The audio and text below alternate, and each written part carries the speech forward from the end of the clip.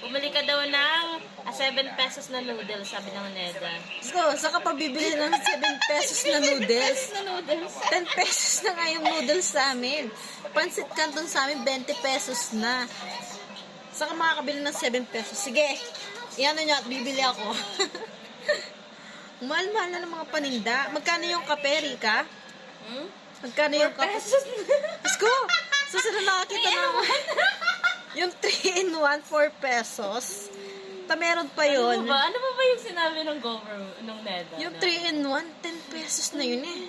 20, makabili ka na ng bumili ka daw ng 64 lahat isang araw na, sa buong araw na. Kaya, mag-noodles ka na lang. Kasi hindi pa rin yan sapat. Ang mahal ng noodles, 10 pesos. Ano yan, isang beses ka lang kakain sa isang araw. Diet? Yung bigas nga, kalahating kilo, 28 to 30 plus na yung Ganito kasi yung ara. Yung kasi, yung bigas kasi, 60 siya, di ba? 60 kasi yung bigas. Tapos, bumili ka lang ng 4 pesos na asin. Pwede na yun. Asin na lang, tapos tubig. Yun na, sapat na pang paano ng gutom. Samantalang, tawag dito, yung tuyo nga, 4 na piraso. Magkano na yun? 12, 15 pesos. Na dating 5 pesos lang, ngayon, nasa 15 na. 4 na piraso lang yun. Sardinas, magkano sa tindahan? 30 pesos. Sa grocery, magkano? Nasa 28, 25 pesos. Iba-budget mo yun.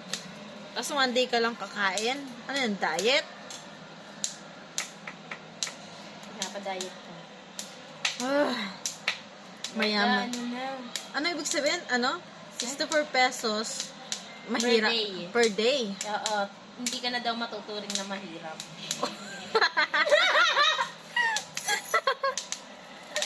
Oh my God. Oh my God, mayaman na ba yun? Ang mahal-mahal na ng bilihin. Okay, sana kung 5 pesos lang yung mga piso lang eh. Tapos, ang lit-lit pa ng Wala pa ako kung nasa yan. Nung bata pa tayo, nung mga siguro 2005, 2006. Oo, yun, talaga. Piso-piso lang. Piso, busog ka na sa sitcherya. Abot pa siguro 2010. Siguro kaya pa. Kaya pa yun. Ngayon, Diyos ko, yung mga candy nga, 5 piso, 2. Tangina mo, di na nga hindi na nga aabot. Wala ka naman mabibili kahit 10 pesos na noodles. Ang mahal-mahal na ng mga paninda ngayon. Tapos, Tangina, itlog 64? Itlog nga. Siguro, Ganyan kalit pa yung itlog. Ganyan. 10 pesos na yun. Ganyan kaliit. Kulang na kulang pa yun sa isang tao. Tapos, a day lang. One day. Nagda-diet na yung Pilipinas. Paano na lang yung mga yung mga taong hindi walang trabaho. challenge natin yung Neda. Sabihin natin, Neda, try mo nga. 21 pesos ba yun? 21 pesos every meal. Try nyo. Nang ma-experience nyo, hindi naman kayo para ma-consider din kayo hindi mahirap. Kailangan nilang itry kung kaya ba nilang mag-survive. Kaya, nasasabi kasi ng mga government yan, kasi meron silang pambili. Kumbaga, hindi sila nagugutom. Kumbaga, para sa kanila yung ganon, wala lang. Kasi nakakain nila yung gusto nila, nabibili nila yung gusto nila eh. May katulong kasi sila, hindi sila nag-grocery ng sarili nila. Tama. Kaya hindi sila updated kung magkano ba talaga yung price ng Pero dapat updated sila, trabaho nila yan, tangina sinesweldoan sila, tapos hindi sila updated. Tapos kami mga dito, kami mga mahihirap, ganyan na lang.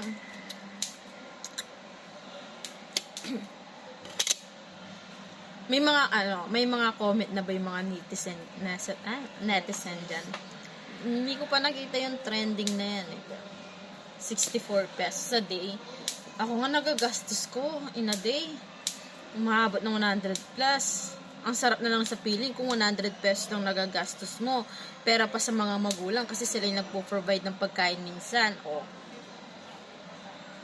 Kaya na. Para yung 100 pesos nga na yun, hindi ka na kumakain dito sa gabi nun. kumbaga nagda-diet ka na nun. Kumbaga parang bawas na rin. Paano pa yung mga... Paano ko? paano pa yung mga... Walang kasama, di ba? Mag-isa lang ako. Walang dadatnan sa bahay. Oo. Ang pagkain ko, my God. Ang hirap Mamamatay kaya. ako kung 100 pesos lang pagkain ko. Oh my God. Lagi na lang magno-noodles.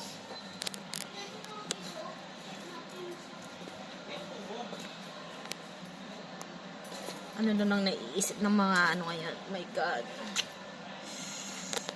Ay, ang hirap na ng buhay. Mas lalo pang pinapahirap. Bukbuhan.